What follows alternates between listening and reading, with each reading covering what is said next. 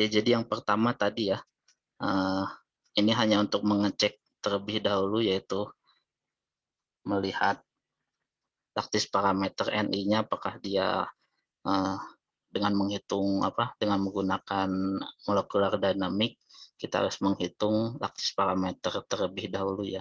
Itu eh, skripnya itu sama seperti yang ada di modul 2, kemudian nanti kita mendapatkan nilainya adalah 3,52 ya.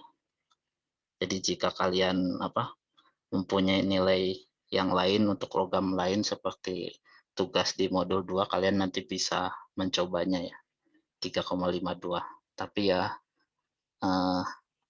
hanya untuk FCC ya biasanya. Karena kan stacking for energy biasanya terbentuknya untuk struktur kristal yang FCC. Jadi seperti Ni, kemudian nanti ada Al. 3,52 ini sudah dimasukkan, ini juga sudah sesuai dengan ininya. Kalian bisa mendownloadnya di folder MS Team ini ya, FECUNI EAM Alloy, kemudian dituju foldernya. Jadi ini sudah dituju ke foldernya ya. Jadi tinggal sesuaikan dengan ini SFE, lalu SFE 1.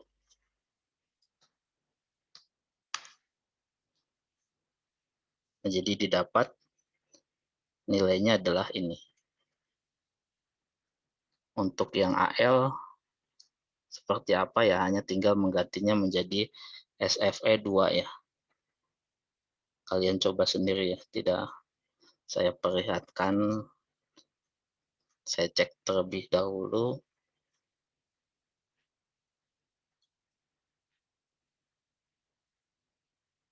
Oh, yang SFE 2 itu dengan dengan menghilangkan satu lapisan ya. Itu teknik kedua. Jadi jika yang AL itu kalian ganti ininya, taktis parameternya, kemudian mengubah dari EAM alloy-nya itu sesuai dengan yang ada di sini. Ini ya, AL99.eam.alloy. Untuk dengan cara yang kedua itu sebelumnya sudah diperlihatkan sama ya nilainya. Kira-kira ya 51 milijoule per meter kuadrat. Untuk yang AL ya tinggal di sini LPAL jadi 4,05, jadi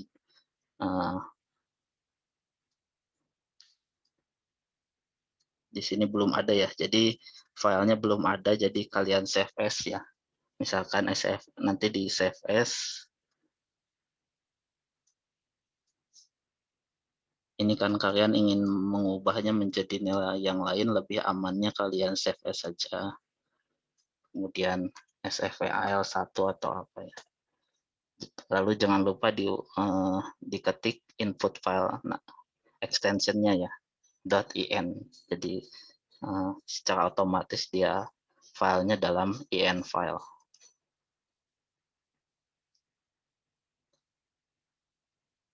Kemudian nanti tinggal mengubah ininya 4.05.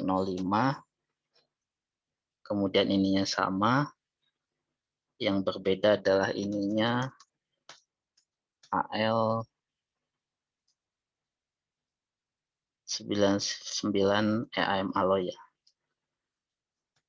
AL 99 EAM alloy. Kemudian ini AL, ini AL. Karena ada dua region ya. Yang satu ada region 1 dan 2 itu dua-duanya adalah atom AL. Lalu jangan lupa sebelum di save dulu ya. Di save dulu, baru tinggal di run.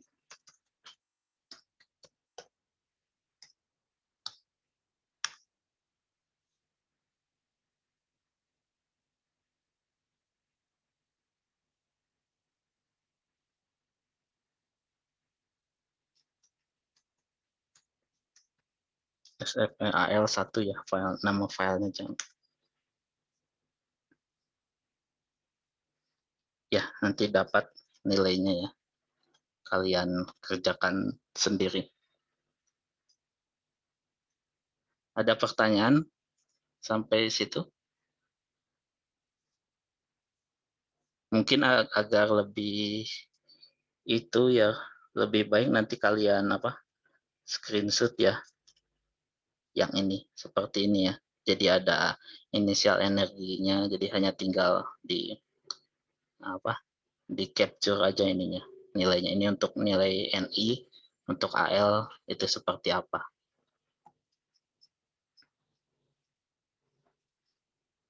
Jadi untuk tugas yang ini ya, dengan LAMS-nya itu kalian tinggal capture saja yang sudah kalian lakukan ya. Tadi step-stepnya seperti tadi ya. Untuk AL ya harus diingat tadi apa saja yang diubah. Hanya mengubah nilai laktis parameternya, kemudian mengubah dari ininya. Ini sudah ada nih. AM alloy A99 AL. Ya ini AL ya, jangan lupa karena ada 2 region.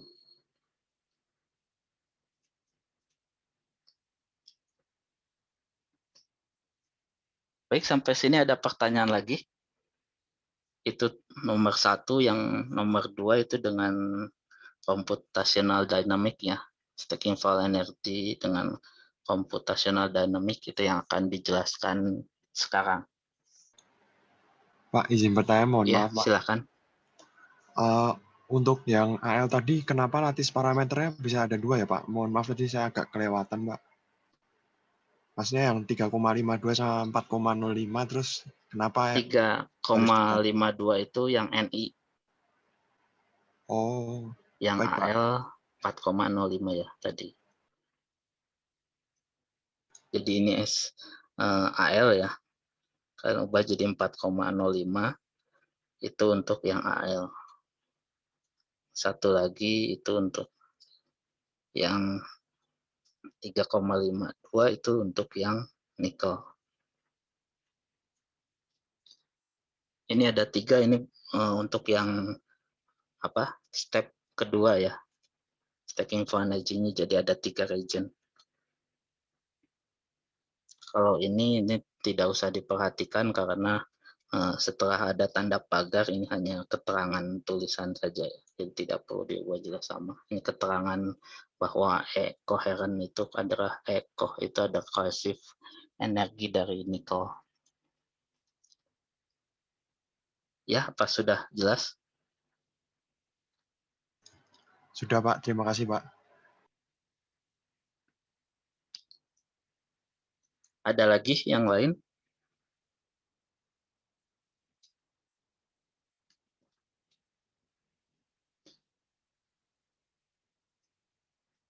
Ya, jadi itu caranya ya. Ada 2 cara, kemudian ya sebelumnya juga sudah dijelaskan kira-kira kesulitannya apa ya. Mungkin kesulitan di sini adalah untuk menghitung stacking for energy paduan ya, paduan logam atau mungkin binary jika ada unsur-unsur pemadu yang akan ditambahkan. Karena di sini yang dimodelkan satu jumlah atomnya sangat banyak ya. Jumlah atomnya sangat banyak, nanti untuk memodelkan jika ada unsur pemadu itu akan seperti apa. Itu kan akan sulit ya. Kemudian juga walaupun ya bisa saja kita menganggapnya dalam miksturnya sudah konstan ya, atau tetap tercampur sama rata. Nah, tapi jika ada unsur-unsur yang lain atau 3 unsur itu akan lebih sulit. Lalu kemudian data interatomic potential juga akan kebanyakan ada yang 1, ada juga mungkin yang tadi yang FECUN itu untuk yang paduan ya. Karena AM alloy itu bisa untuk paduan biasanya. Jadi paduannya mengandung Fe, Cu, dan Ni, seperti itu. Nah, ini pun juga nanti reagentnya mungkin akan sulit juga nanti menentukannya untuk atom Ni, kemudian Ni, dan atom yang lainnya. Jadi intinya memang bisa, tapi perlu penyesuaian ya. Jadi script yang tadi itu untuk logam murni. Nah, kemudian untuk menghitung paduan itu ada cara yang lebih mudah, dan juga untuk efeknya terhadap suhu, karena stacking for energy itu kan dia berpengaruhnya terhadap komposisi paduan, dia akan berubah. Aku dengan adanya suhu biasanya dia akan naik ya. Nah, jadi cara yang lain yang lebih mudah yaitu dengan menghitung secara termodinamika. Nah, jadi ini prinsipnya adalah sesuai dengan pergerakan dari pembentukan stacking for energinya ya. Jadi di sini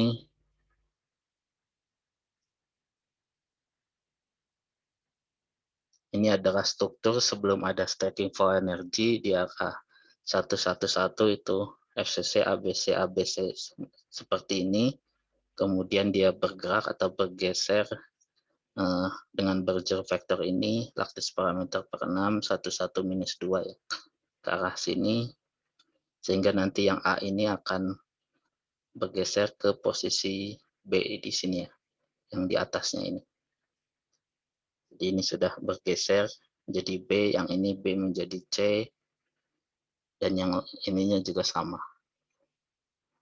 Sehingga nanti tumpukannya, stacking sequence-nya adalah ABC, kemudian BC, AB.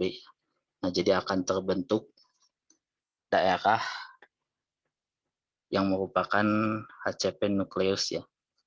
Ini yaitu BC ini sebesar ya, kita tidak tahu sebesar apa ininya, dia periodik ya, ke arah sini dan ke arah sana itu periodik.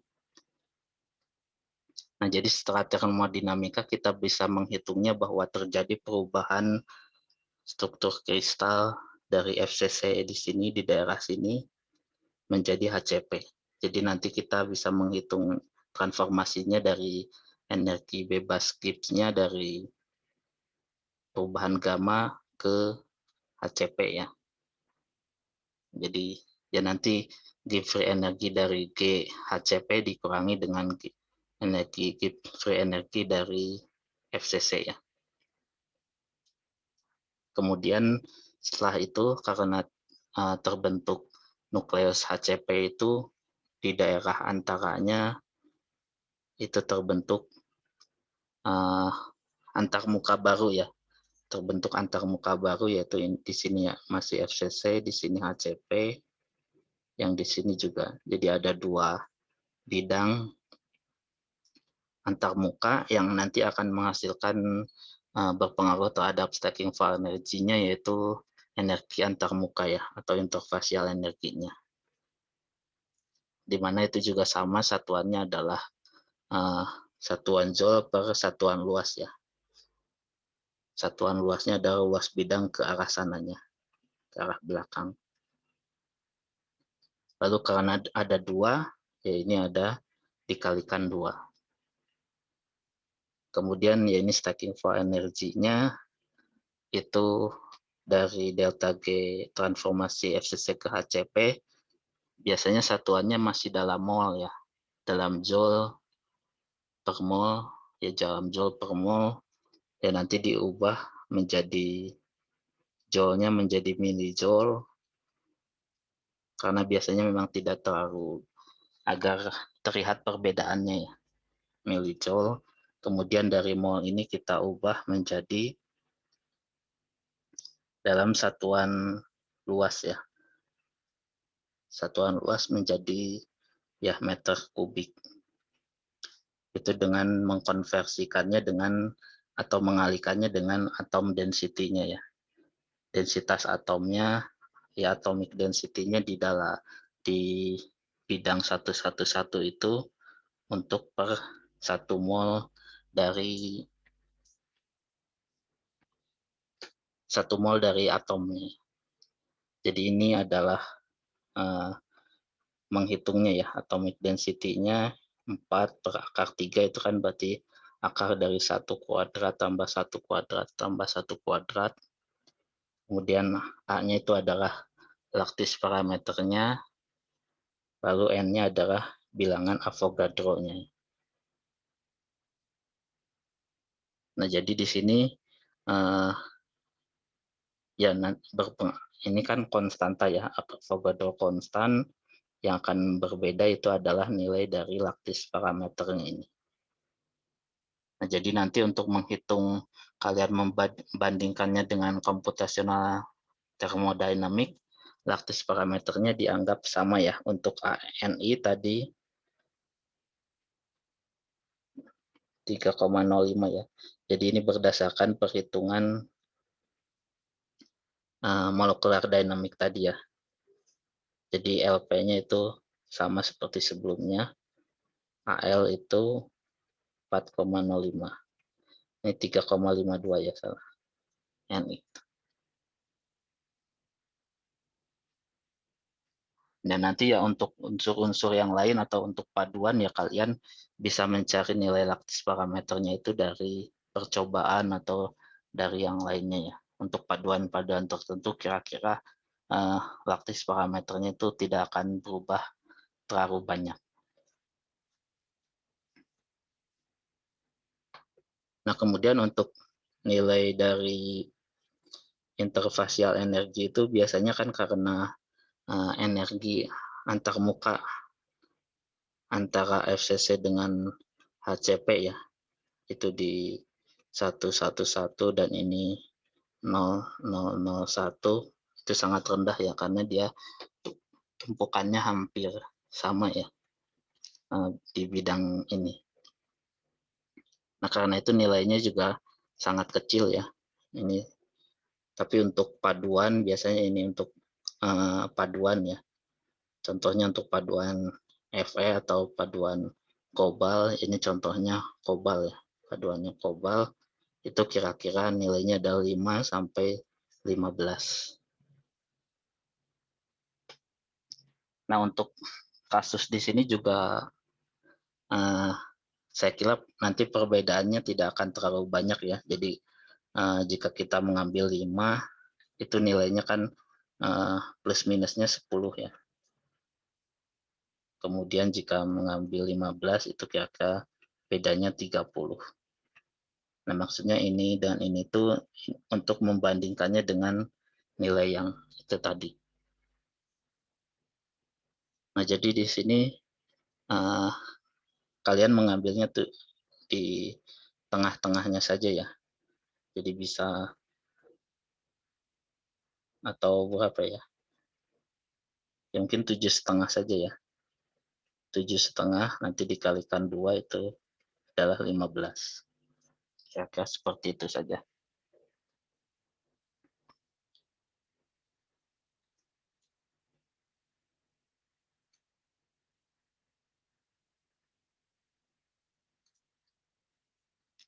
Ya sebenarnya itu tidak ada masalah, yang penting nanti dijelaskan ya. Jadi untuk perhitungan ini harus dijelaskan nilai ininya berapa, kemudian nilai ininya itu berapa nanti ya perhitungannya.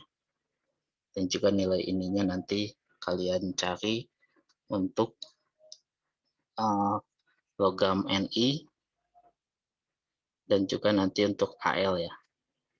Jadi ini biasanya di paper itu dengan menggunakan regular solution model ya. Jadi dalam keadaan regular, kemudian ini adalah persamaannya. Jadi langsung saja kita gunakan dan nanti saya jelaskan ya. Jadi sebenarnya ada beberapa kontribusi, tapi yang paling utama ini ada 2 ya. Yang pertama adalah kontribusi dari komposisi kimia, sering disebutnya delta G ini chemical, dan yang kedua adalah kontribusi dari sifat magnetiknya ya, yaitu delta G ini magnetik. sebenarnya di sini juga ada kontribusi yang lain, misalkan ada strain energinya ya. Karena kan pasti saat dia bertransformasi ada kegangan itu, ada kegangan juga yang terbentuk ya, berarti ada strainnya. Tapi ini biasanya tidak diperhitungkan di computational thermodynamic karena nilainya juga biasanya konstan. Nah, kemudian ini yang akan dibahas satu-satu. Jadi chemical contribution itu ada pengaruh satu komposisi ya, unsur pemadu tambahannya itu dari X itu artinya fraksi molnya atau ya fraksi mol dalam dikalikan dengan delta G dari delta G FCC ke HCP dari unsur tersebut ya. Jadi untuk unsur Ni nanti dikali delta G Ni. Jika dia 100% berarti ininya 1. Kemudian ya seperti itu ya. Tergantung komposisinya berapa fraksi molnya nanti dikalikan ininya. Kemudian jika ada unsur yang lain, misalkan kromium, tungsten ya, ini juga tergantung komposisinya dikalikan dengan ini. Ini adalah data-data termodinamikanya. Nah, ini data-data termodinamikanya, yaitulah yang ada di dalam biasanya dalam software computational thermodynamic atau CALPAD ya, software CALPAD itu. Mungkin kalian juga pernah menggunakannya yang FactSet. Nah, tapi di sini juga untuk data-data termodinamiknya itu sudah dicari ya dari paper ya berdasarkan metode CALPAD itu seperti apa. Jadi ini sudah ada, kalian tinggal menggunakannya saja ya ini. Data untuk pure element itu biasanya dari SGTE pure element ya. Nanti ini akan dibahas itu apa itu SGTE. Jadi ini untuk nikel, kemudian ini untuk Al.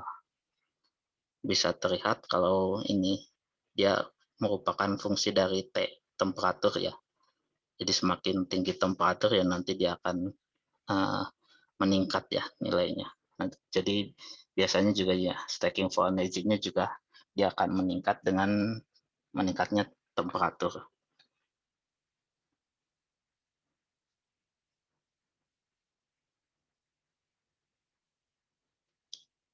Nah, kalau untuk yang lainnya ada juga pengaruh dari interaksi ya atau excess free energy, yaitu interaksi dari unsur-unsur yang ada di dalamnya. Misalkan untuk paduan biner kobal dan kromium, ya pasti selain ada pengaruh unsur kobal dan ada pengaruh unsur kromium, pasti ada interaksi antara kobal dan kromiumnya. Jadi di situ kita harus cari juga data-data ininya ya, ininya interaksi parameternya antara kobal dan kromium. Ini didapatnya dari paper ya, semuanya dari paper.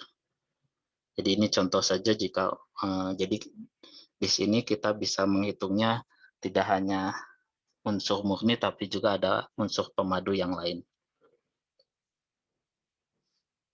Nah, jadi kan biasanya untuk paduan kobalnya tinggi ya di atas 50%, yang ini hanya unsur-unsur pemadunya. Jadi pengaruhnya itu hanya kobal unsur yang utamanya dengan unsur-unsur pemadunya. Jika unsur pemadunya itu kecil, misalkan ada sedikit unsur-unsur yang lain, ya pasti nanti pengaruhnya relatif kecil ya.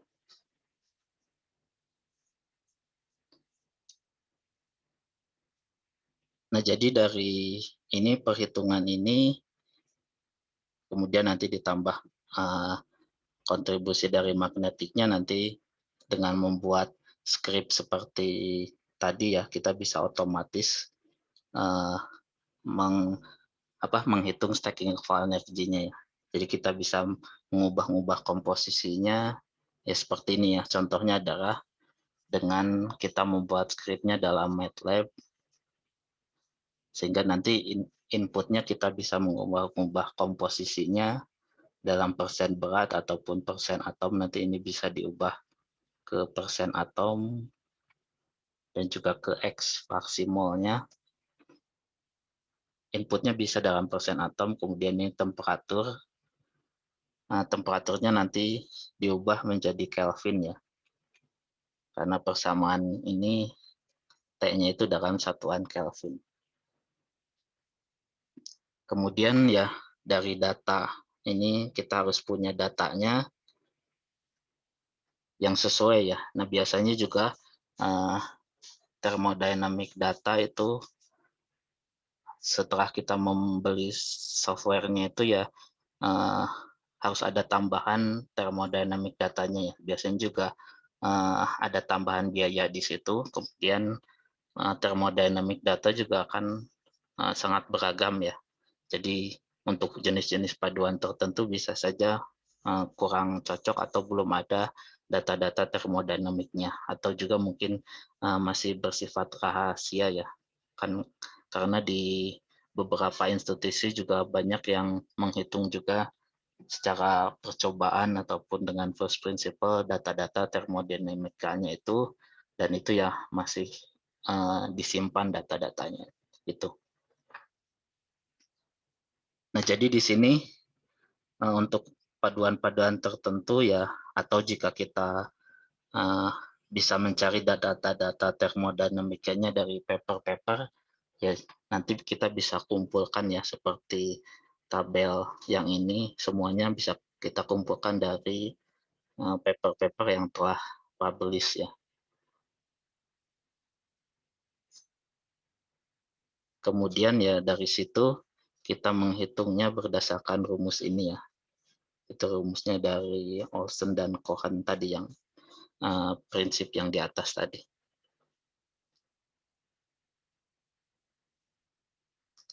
Jadi ya tadi dengan variasi, bisa dengan variasi komposisi, kemudian temperatur, nanti hasilnya ya outputnya stacking for energy, kemudian ya komponen-komponen yang di sini bisa secara otomatis juga bisa kita hitung ya. Jadi ini delta G chemicalnya, delta G magnetiknya, kemudian totalnya berapa, ataupun unsur pengaruh satu unsur, kemudian pengaruh dari ekses parameternya juga bisa kita hitung ya. Jadi nilai ini stacking for energy atau yang lainnya itu bisa berdasarkan inputnya temperatur ya ini. Jadi temperaturnya dari berapa sampai berapa secara otomatis, kemudian jika persen unsurnya berubah ya, juga kita bisa hitung. Ataupun nanti secara 3 dimensi ini terhadap persen unsur Ni, kemudian ini terhadap chromium, itu seperti apa ya, nanti didapat nilai stacking for energy-nya. Yang penting di sini memang datanya ya, data termodinamikanya itu yang nanti mungkin dan juga harus benar dulu ya. Jadi perhitungnya harus benar dulu. Nanti untuk keakuratannya ya tergantung datanya yang nanti kita bisa bandingkan dengan hasil percobaan ataupun hasil perhitungan yang lainnya. Karena hasil percobaan untuk misalkan stacking for energy ataupun yang lain-lainnya juga kan pasti ada kekurangannya juga ya. Ada pendekatannya juga ada errornya di situ juga. Karena nilai energi di situ ya kita tidak bisa menentukan secara pasti nilainya. Nah, jadi ini kira-kira yang kita inputkan di MATLAB-nya ya.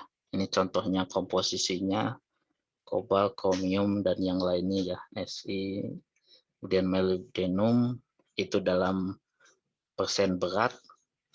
Ya nanti ini contohnya inputnya ya. Inputnya kita masukkan komposisinya, kita ketikkan di MATLAB-nya, kemudian komposisi yang lainnya.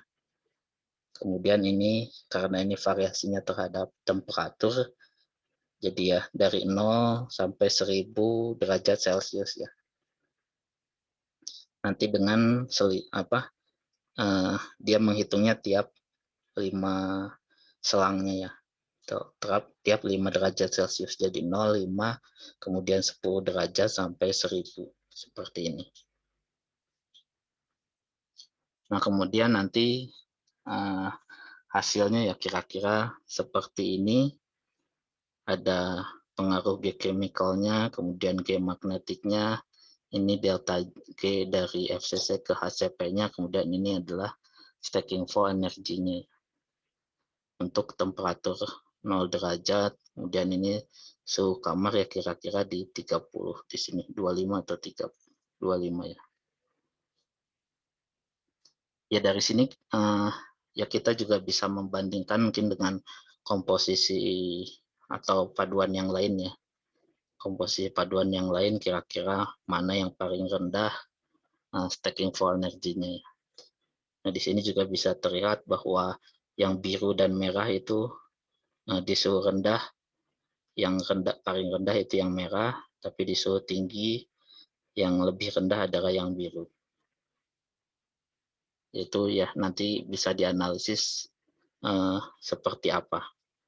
Lalu juga dari sini yang menarik juga nilai G magnetiknya, kita bisa melihat ya pengaruhnya itu hanya sebesar seperti ini ya, rentangnya dari ya 0 sampai 3 joule per mol ya.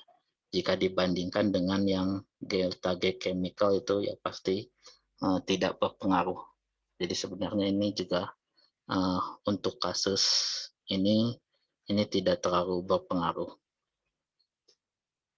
Dan berpengaruhnya juga saat temperaturnya sangat kecil ya, 0 derajat Celcius itu yang paling tinggi. Nah, jadi itu contohnya. Kemudian yang lainnya adalah dengan kita juga memvariasikan unsur-unsur pemadu ya, konsentrasi unsur-unsur pemadunya. Misalkan yang divariasikan kromium di sini ya, kita bisa memilih apa yang mau divariasikan, kromium dari berapa sampai berapa, kemudian ini komposisi yang lainnya ya, sesuai dengan misalkan paduan ultimate ini ya, cobalt base alloy ultimate itu. Ya, jadi di sini kita bisa melihat pengaruh unsur-unsur yang ditambahkan di sini itu seperti apa ya, mana yang paling besar untuk menurunkan atau menaikkan. Di sini bisa terlihat ini Fe, kemudian Ni, Mn, kromium, tungsten, dan molybdenum ya di sini. Nah, Fe yang paling besar itu menaikkan dari nilai stacking for energinya, kemudian Ni, Mn itu juga menaikkan, kromium, tungsten, molybdenum, dan juga mungkin ini silikon ya, tapi sangat jarang unsur silikon ditambahkan ya. Kemudian molybdenum ya, di situ kita bisa melihat yang paling tinggi ya Mo dan juga silikon. Ya biasanya kan karena stacking for energy itu kan penguatannya ke larutan padatnya ya, karena ini regular solution, kemudian strukturnya juga dalam larutan padat. Itu biasanya yang berpengaruh adalah dari ukuran atom Mo-nya ini. Dan juga nanti ya laktis parameternya ya yang berpengaruh. Ya untuk solid solution strengthening kan biasanya seperti itu ya.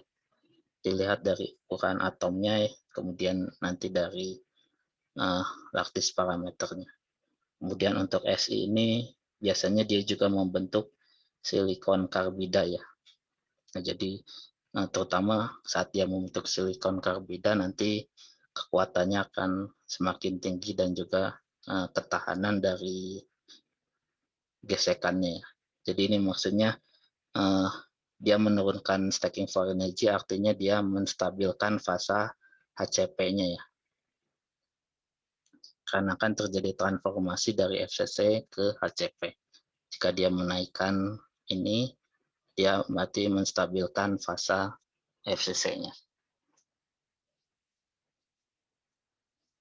Ya, kemudian ya tadi juga kita bisa melihat interaksi dari tungsten kemudian chromium ya. Jadi ini kalau ini kan hanya satu-satu, tapi ini jika ada interaksi mungkin ada perubahan ya. Ada optimum untuk chromium dan tungstennya, itu bisa juga seperti itu. Jadi kira-kira seperti ini ya.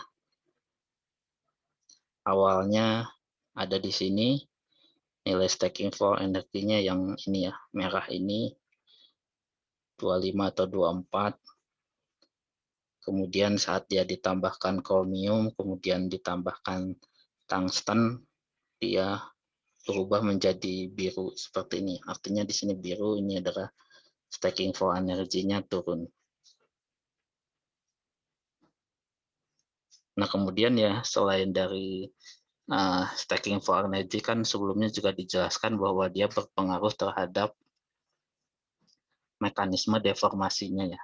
Ini berdasarkan textbook atau ya literatur bahwa jika nilai stacking for energy-nya dari 0 sampai 15, itu yang mendominasi perubahannya adalah perubahan transformasi dari FCC ke HCP.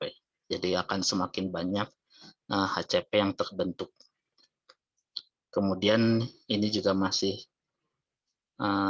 rendah ya, stacking for energy-nya jika lebih rendah juga selain ini juga akan terbentuk twinning di sini. Jadi ini juga maksudnya adalah adanya terbentuknya stacking fall ya. Stacking fall yang yang sudah dilihat kalau dari TM seperti ini. Kemudian twinning ya, ini artinya adalah full dislokasi atau dia dengan adanya slip ya. Slip close dan yang lain-lainnya, itu jika nilai stacking for energy-nya tinggi di sini. Ya, jadi kan ini biasanya stacking for energy kan naik terhadap temperatur ya. Jadi untuk ketahanan di suhu tinggi ya kita juga ingin bahwa stacking for energy-nya atau kekuatannya bisa rendah ya. Jadi bagaimana caranya nilai stacking for energy-nya itu bisa rendah walaupun di temperatur tinggi. Atau setidaknya deformasinya masih terjadi twinning ya. Seperti itu kira-kira. Nah, ini juga dari textbook ya. Jadi perubahan diagram fasanya ya. Diagram fasa atau solidity diagram fasa antara FCC terhadap HCP-nya. Jadi ya garisnya ya. Untuk kobal kan dia FCC di temperatur tinggi, kemudian HCP di temperatur rendah. Nah, ini perubahannya itu akan berpengaruh dari unsur-unsurnya. Nah, ini artinya yang ke atas itu artinya adalah kerarutan dari atom-atomnya di dalam Fe ya. Jadi ini sukararut biasanya membentuk endapan, yang ini bisa larut tinggi. Kemudian ini adalah penurunan delta G ininya dengan alloy dengan kira-kira 1% alloying addition ya. Yang ini itu berarti menurunkan, yang ini adalah memperluas daerah FCC ya. Jadi FCC stabilize berarti daerah FCC-nya menjadi lebih luas ya. HCP stabilize, daerah HCP-nya menjadi lebih luas. Nah, jadi ya di sini kira-kira ini unsur yang menstabilkan FCC, nanti akan menaikkan stacking for energy, kemudian ini kira-kira yang akan menstabilkan fasa HCP-nya.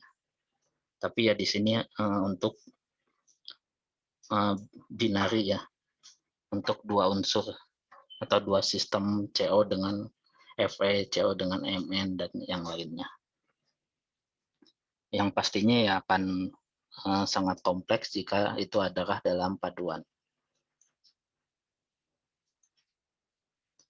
Jadi itu sebagai gambarannya, kemudian ini adalah contoh untuk dengan menggunakan Excel ya.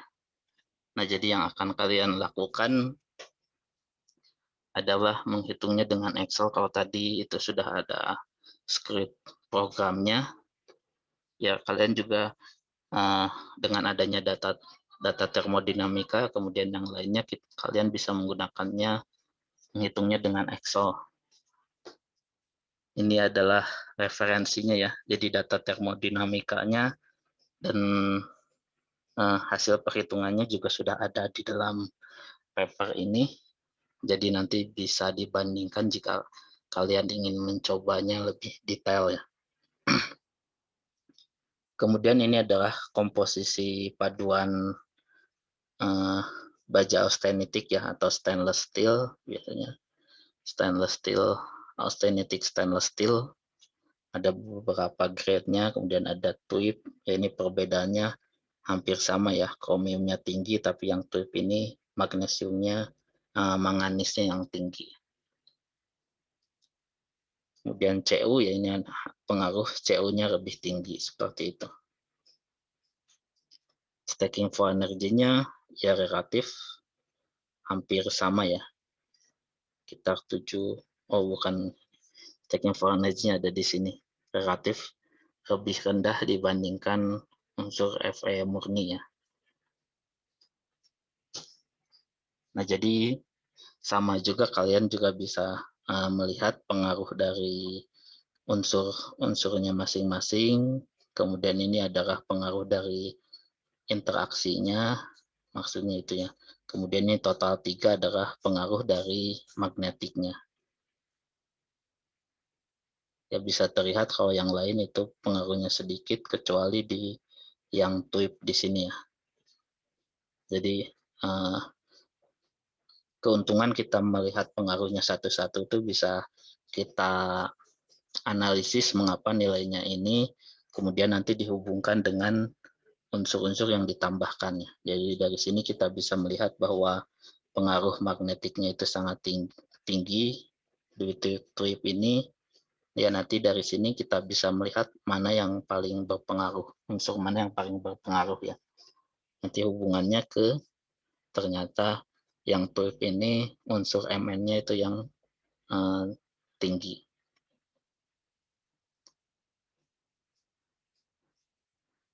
Nah kemudian ini seperti yang tadi ya, jadi 2 rho ini adalah atomic density-nya itu ya tadi lattice parameternya itu untuk austenitic steel ya.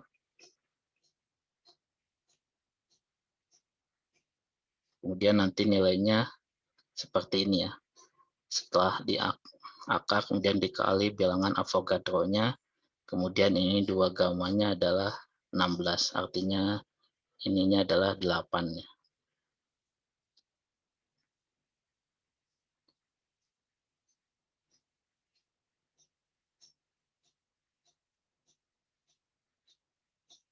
Jadi ini contohnya juga, jadi ini penjelasan satu-satunya ya. Jadi perubahan energi bebas Gibbs-nya untuk setiap unsurnya ya. Jadi ini artinya adalah delta GHCP-nya untuk unsur tertentu dikurangi dengan energi bebas di fasa FCC-nya untuk unsur tertentu. Nah ini biasanya didapatnya dari untuk pure elemen ya, ini sudah ada dari SGTE yaitu Scientific Group Thermodata Europe ya. Itu ada satu papernya yang mengungkapkan dari tiap semua unsurnya dari Fe dan yang lain-lainnya ya. Itu asalnya atau ini rumus umumnya, fungsinya ya. Untuk misalkan HCP berarti ini HCP itu ini. Ini A-nya adalah yang ini, B-nya adalah yang ini, jadi terhadap T dikali T, kemudian C kalikan T ln temperatur, kemudian ini ada T pangkat 2, T pangkat 3, sampai T pangkat minus 1. Ya, ini adalah pressure-nya ya. Ada pressure-nya, kemudian ya di paper ini ada keterangannya juga. Ini yang juga memang sering digunakan untuk perhitungan diagram fase juga sama seperti ini. Nah, tapi yang kita lihat adalah HCP dikurangi dengan FCC ya. Jadi HCP ini dikurangi dengan FCC ini. Kalau kita lihat ini untuk FE, ya untuk unsur tertentu ya, saya kurang tahu ini unsur apa, yang nilai ini adalah sama ya dengan atasnya. Ya, artinya nanti yang berubah adalah sebagai nilai A terhadap fungsi B dikalikan T. Nilainya itu. Yang ini. Ya, jadi kebanyakan ya unsur-unsur Fe, A ditambah B kalikan T. Seperti ini fungsinya ya. Kemudian ini untuk efek karbon ya, ini dari paper yang tadi itu berdasarkan percobaan ataupun paper yang ada di sini ya. Karena karbon di sini kan dia beradanya dalam interstisi ya, bukan sebagai substitusi di FCC-nya, sehingga ya nanti kita langsung bisa menggunakannya atau di paper itu menggunakannya seperti ini. Jadi berapa konsentrasi karbonnya, kemudian ini berpengaruh ke sini dan juga berapa Mn-nya. Ya, nanti dia akan berpengaruhnya ke ini delta G F gamma ke HCP untuk unsur-unsur ini. Jadi ini langsung ada nilainya ya, tergantung dari C-nya dan juga Mn-nya. Dan satu lagi, ini juga tidak berpengaruh terhadap, tidak ada pengaruh temperatur di situ. Nah, kemudian dari Excel ya, kita tinggal menghitung ininya saja ya. Jadi untuk temperatur dari 0 sampai berapa, kita hitung delta G Fe-nya ya. Jadi misalkan dari 50 Kelvin, kemudian kita sampai 600 Kelvin, kemudian dari persamaan tabel tadi untuk SI itu berapa, Mn berapa, Ni berapa ya. Ini adalah X dari XNI-nya ya. Atau di sini masih dalam persen berat ya, tapi harus diubah ke dalam fraksi mol ya. XNI kemudian dikalikan ininya. Ya, nanti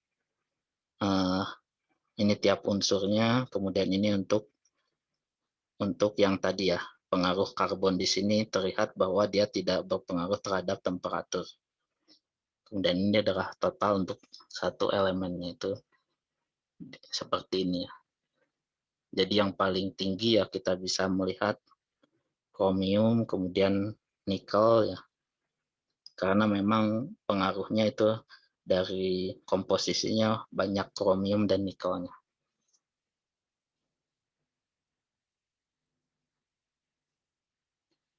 Kemudian ya ini untuk paduan ini untuk paduan yang lainnya relatif tidak tergantung dari kromium, nikel, konsentrasi kromium dan nikelnya. Kemudian ini excess free energy itu ya didapatnya dari percobaan-percobaan yang lain ya, karena di sini kita mencari data-data termodinamikanya.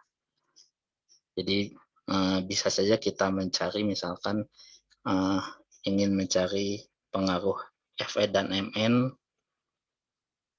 seperti ini ya, kita cari di paper yang membahas tentang thermodynamic calculation of phase diagram dari sistem Fe dengan Fe dengan Mn ya. Kemudian ini adalah interaksi parameternya, itu ada L0 minus, ini sama ya, L0 kemudian dikurangi juga L0 gamma, L1 ini L1 berarti dia XI dikurangi dengan XJ ya, ini XMFE, ini jadi XMN nantinya.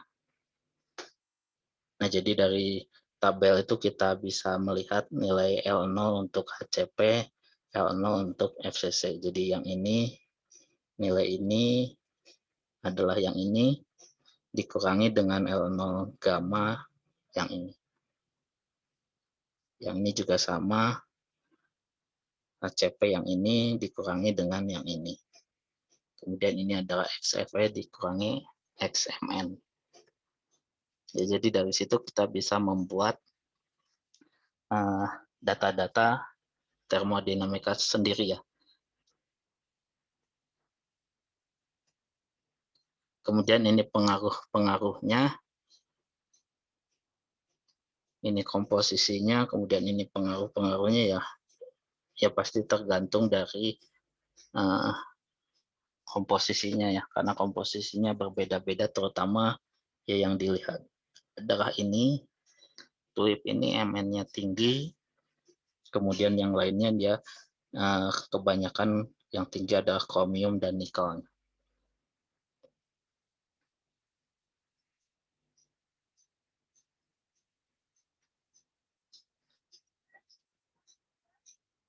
Lalu untuk pengaruh magnetic contribution ya, ini ada di sini juga sebenarnya, ini dia akan menjadi penting untuk sifat dari paduannya ya, apakah dia ferromagnetik atau dia paramagnetik. Jadi nanti yang akan dilihat adalah temperatur Curie-nya atau temperatur nil temperaturnya ya.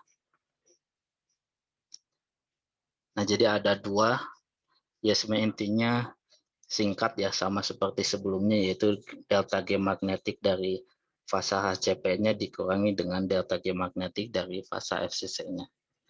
Ini contohnya misalkan untuk fasa HCP, berarti ini juga beta HCP, dan ini adalah fungsi ya, suatu fungsi di mana nilainya dari tau ini untuk fasa HCP. Di mana fungsi ini itu ada dua fungsi ya. Jika nilai tau-nya itu lebih dari 1, itu ini rumusnya, fungsinya. Kemudian ini D-nya adalah ini konstan ya untuk HCP dan FCC. Kemudian ini untuk jika nilainya lebih kecil dari 1. Nah, jika di Excel kan kita juga bisa membuat fungsi if ya. Jika if taunya ini adalah berapa, lebih besar dari 1, berarti persamaannya yang ini. Jadi dengan Excel juga bisa kita hitung nilainya. Kemudian taunya ini adalah temperatur yang kita cari dibagi dengan Curie temperaturnya dari HCP di sini. Nah, ini juga sama, persamaannya hampir sama dengan interaksi parameter tadi. Jadi ada pengaruh satu unsur, kemudian ada pengaruh interaksinya. Yang beta juga sama ya, ini dan ini juga hanya perbedaan, ini betanya dan juga ini adalah beta, yang ini TC-nya. Nah, jadi dari situ kita juga bisa membuat data-data dari TC-nya untuk unsur tertentu dan juga betanya untuk unsur tertentu di fasa HCP dan juga FCC. Nah, ini juga sebelumnya juga sudah dilihat bahwa yang di kobal juga kan di pengaruh temperatur paduan kobal magnetik ini tidak terlalu berpengaruh ya, atau tidak berpengaruh signifikan terhadap nilai stacking for energy. Nah, di sini juga sama untuk grade ini, di mana yang paling banyak kromiumnya dan juga ada nikelnya ya. Ini kita bisa menghitung tadi T-nya itu dan juga T-nya untuk fasa FCC-nya, nil temperaturnya itu. Kemudian ini betanya, dan saat kita dihitung juga pengaruhnya hanya 9,38 joule per itu. Semakin tinggi temperatur dia mendekati ke 0. Nah, kemudian ini juga untuk yang lainnya, ya yang paling berpengaruh ya di sini untuk yang tadi ya, composite tube di sini, terutama di bawah temperatur kamar ya. Di bawah temperatur kamar 298 itu nilainya sangat tinggi. Terutama ya tadi karena adanya penambahan unsur Mn yang lebih tinggi dibanding yang lain. Sini,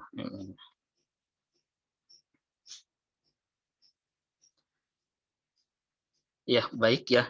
Jadi untuk tugas yang nomor 2 ini, kalian menghitung nilai stacking for energy dengan Excel untuk menghitung nilai stacking for energy NI dan juga AL ya. Jadi ini adalah datanya, kemudian ini juga adalah data untuk yang AL ya. Temperaturnya, temperatur kamar saja ya, 298 Kelvin, atau kalian juga bisa menghitungnya dengan variasi temperatur ya. Jadi dari berapa Kelvin, 0, ya bisa juga 0, walaupun harusnya 298 ya minimumnya, sampai 1000 Kelvin misalkan. Karena di Excel ya, kalian bisa mencoba dengan variasi temperatur kira-kira seperti apa. Kemudian ya tadi ini nilai ini kalian harus cari terlebih dahulu nilai LP untuk NI itu berapa, dan juga laktis parameter untuk AL itu disamakan dengan yang molecular dynamic ya. Ini 3,52, kemudian yang AL itu adalah 4,05. Kemudian karena dia logam murni ya, jadi hanya berpengaruh yang ininya saja.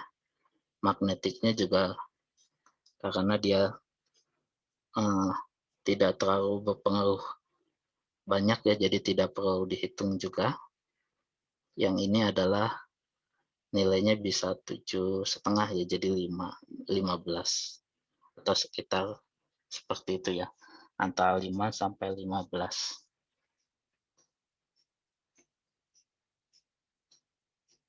Kemudian ya kalian bandingkan metode perhitungannya dengan referensi untuk stacking for energy NI dan juga AL murni ya. Itu saya kira ya sudah cukup banyak referensinya. Bisa dari mana saja, tapi nanti disebutkan referensinya itu dari mana. Ada pertanyaan mungkin untuk tugas ini?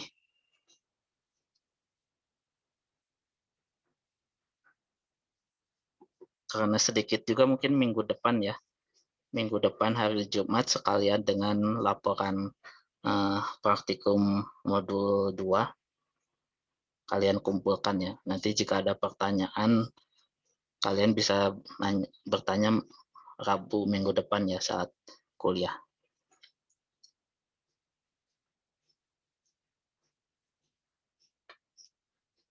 Ya, ada yang ingin ditanyakan mungkin. Sudah jelas untuk tugasnya?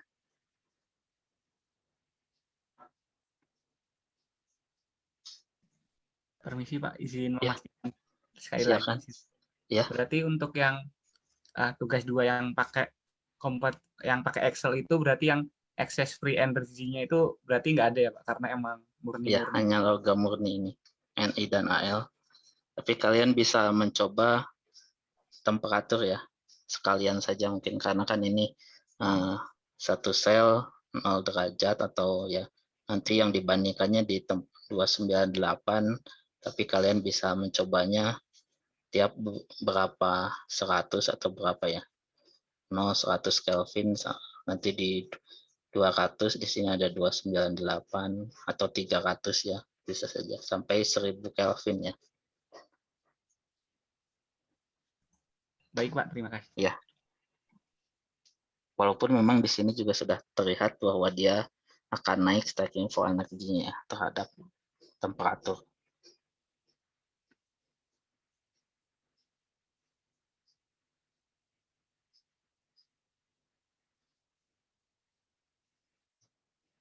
Lalu yang perlu diingat ya ininya, lattice parameternya dan juga ini nilainya.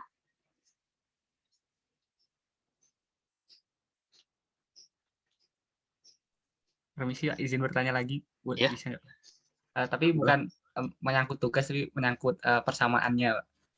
Jadi kalau misal udah punya logam dasarnya itu paduan, Pak. Maksudnya paduan terus ditambahkan paduan lain. Itu lattice parameter yang diambil itu berarti lattice parameter paduan dasarnya itu, Pak, atau logam base metalnya. Yang bagusnya memang paduannya akan kita hitung. Jadi paduan yang akan kita hitung lattice parameternya berapa, yaitu juga yang dimasukkan. Tapi ya biasanya di sini kan sama ya untuk paduan Fe misalkan itu austenitic steel di sini kan untuk sudah sama ya. Austenitic steel ini perhitungan di sini ininya konstan. Jadi untuk lattice parameternya itu ya dilihatnya untuk kira-kira untuk austenitic steel itu berapa rata-ratanya atau standarnya berapa. Walaupun memang di sini tidak ada pengaruh ya, bahwa sebenarnya kan lattice parameter itu dia akan berubah ya dengan naiknya temperatur ya. Akan berubah dengan naiknya temperatur atau juga dengan komposisi, perubahan komposisi kan pasti ada ya. Ada persamaannya juga. Nah, tapi memang di sini pengaruhnya tidak terlalu tinggi di sini lattice parameter biasanya. Untuk jenis paduan yang sama, austenitic steel.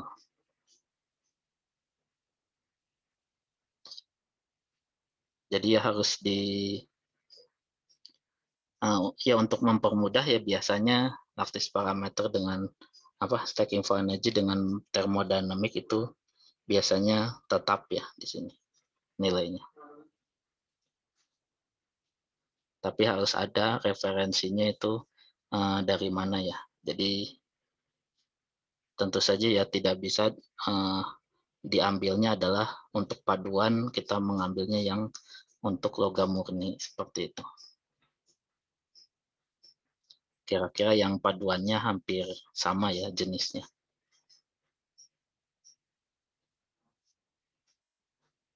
Apa sudah jelas? Ya. Jelas Pak, terima kasih. Yang lain mungkin ada lagi yang ditanyakan?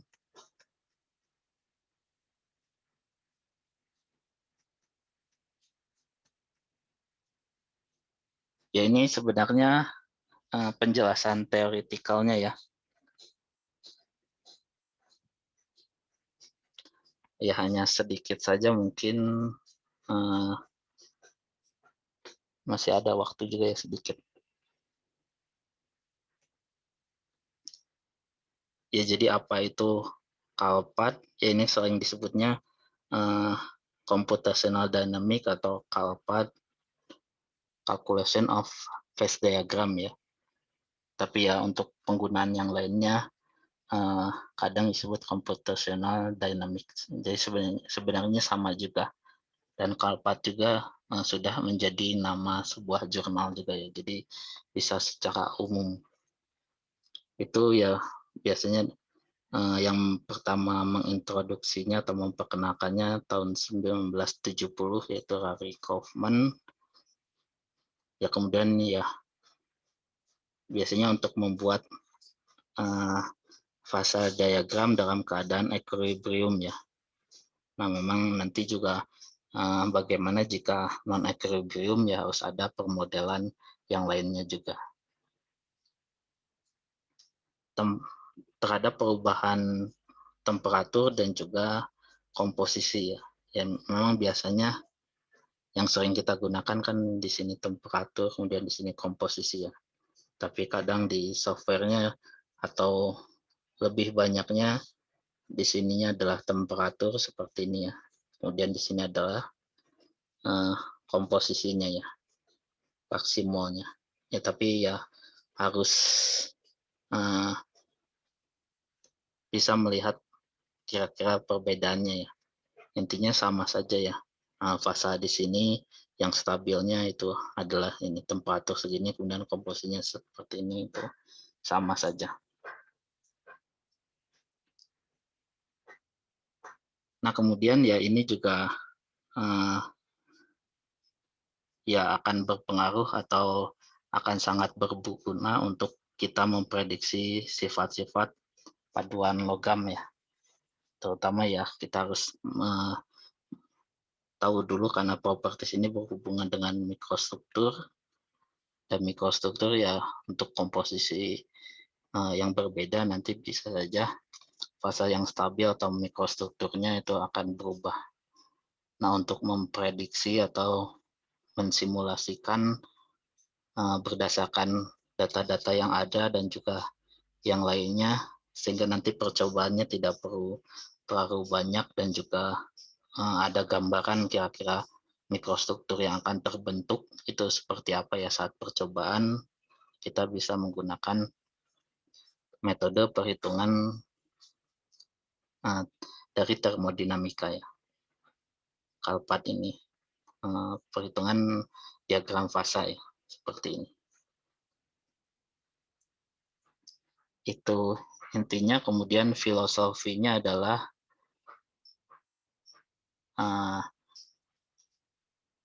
jadi diagram fasa yang konsisten berdasarkan dan juga ya nilai-nilai termodinamikanya ya, apakah itu entalpi, GVA energi dan juga yang lainnya.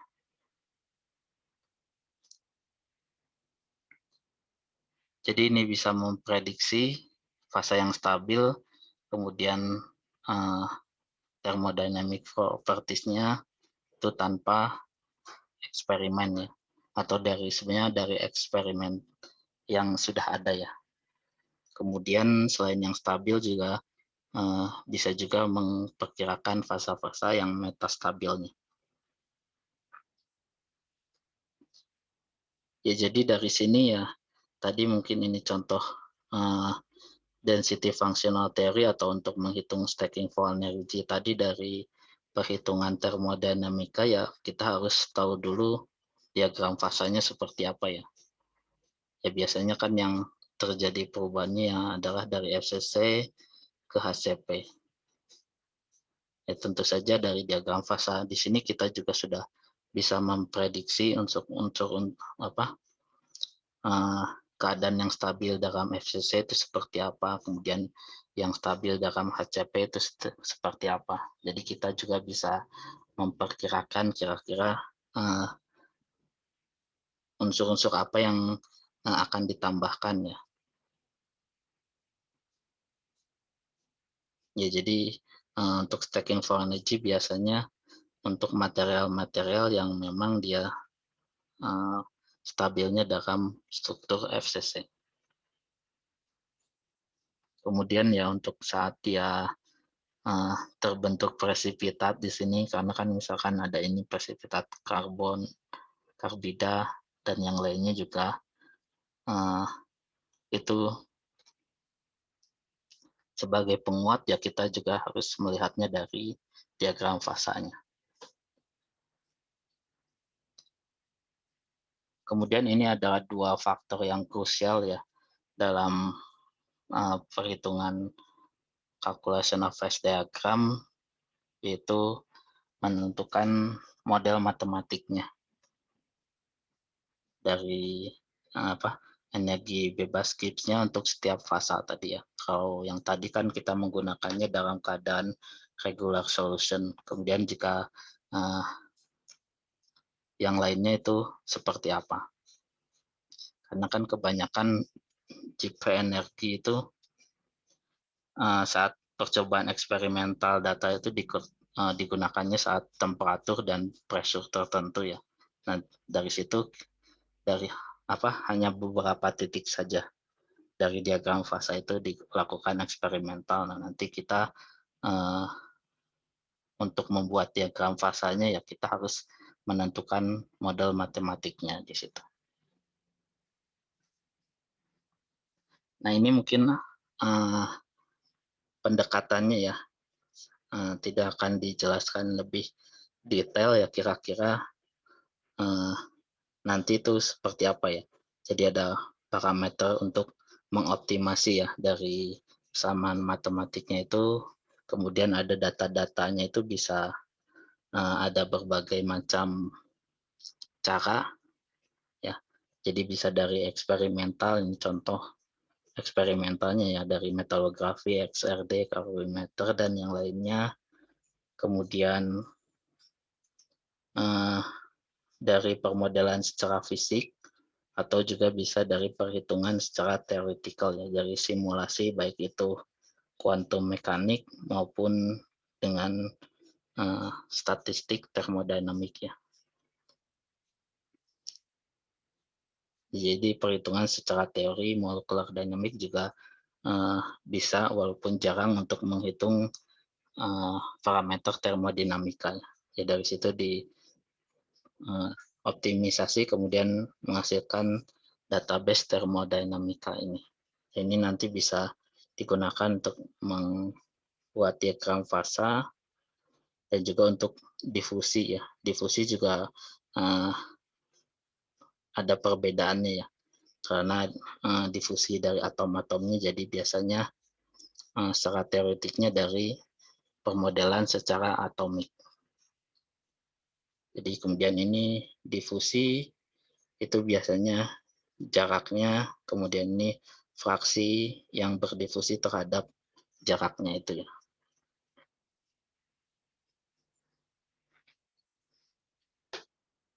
Nah ini jadi ada equilibration-nya ya, dari perhitungan model untuk menghitung diagram fasanya di sini. Kemudian faktor kedua adalah ya ini biasanya software yang digunakan ya, karena tiap software itu pasti berbeda pendekatan yang dilakukan tadi ya, seperti yang faktor pertama tadi. Kemudian selain dari situ ya juga thermodynamic database-nya juga sudah ada di dalam softwarenya itu, yang biasanya ya kadang free atau juga komersial ya. Dia harus berbayar karena tiap data termodinamik itu akan berbeda-beda untuk jenis baja, superalloy, semikonduktor dan yang lain-lainnya. Jadi software ini ya pasti masih mengandalkan database-nya itu, dan juga biasanya juga harus ada update-nya ya, update tiap tahunnya itu.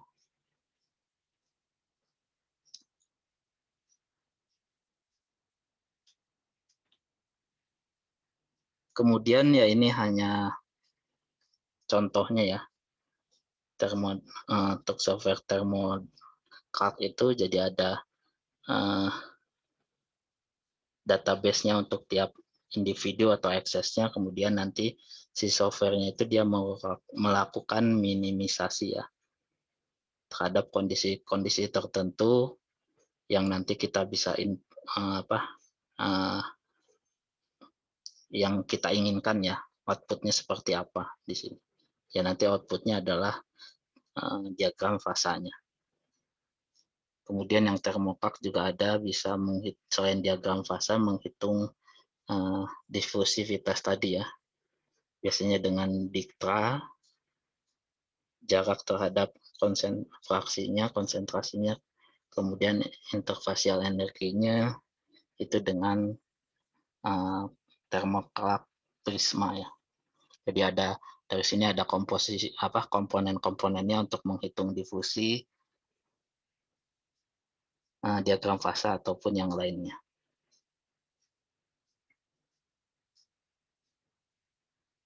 Ya, ini contohnya software-softwarenya itu ada Vexted yang berbayar ya, komersial, MT Data, Pandat, kemudian Thermocap yang dan lainnya. Kemudian yang open sources itu OpenCalpat dan juga yang lainnya itu. Nah, ini contohnya juga yang berbayar itu ya biasanya harga untuk lisensinya adalah beberapa 10 puluhan ribu dolar ya. Kemudian mungkin juga harus ditambahkan tambahan biaya untuk database-nya tadi. Dan juga database untuk kondisi-kondisi tertentu ya, untuk terutama yang jarang dilakukan itu masih belum tersedia di softwarenya, dan juga yang mungkin masih rahasia di institusi penelitiannya. Nah, kemudian ini juga ada yang open apa ya? Open sources ya. Contohnya ini Material Square ini, tapi ya ini hanya apa?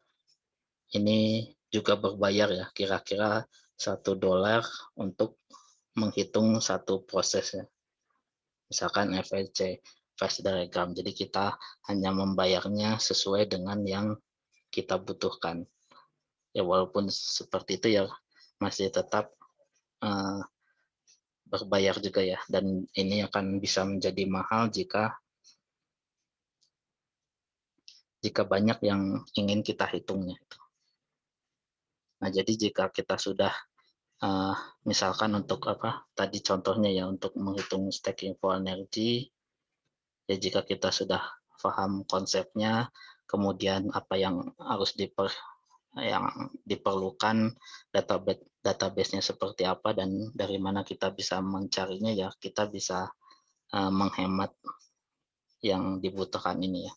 Dan terutama juga untuk database yang jarang ada di dalam server-server itu ya, kita bisa menghitungnya juga.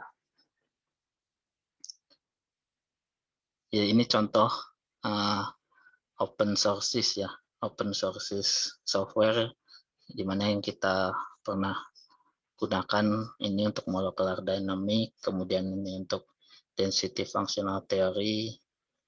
Ya, ini belum pernah saya lakukan juga. Nah, mungkin nanti setelah Calpat ini kita akan membahas mengenai machine learning ya, atau artificial neural network. Nah, tapi mungkin yang akan digunakan karena machine learning ini juga ada di dalam MATLAB ya. Jadi mungkin hanya kira-kira bagaimana penggunaannya machine learning ini di dalam MATLAB ya.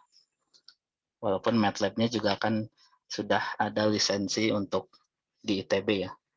Jadi tapi tidak harus kalian lakukan ya. Jika ingin mencoba ya kalian bisa mendownloadnya, sudah ada lisensinya dari ITB.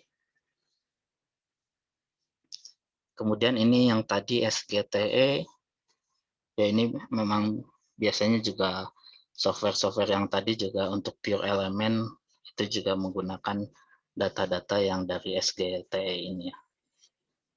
Dan ini ya ada bukunya ini yang tadi sudah dijelaskan. Ya, mungkin saya kira sudah cukup ya untuk pertemuan kali ini.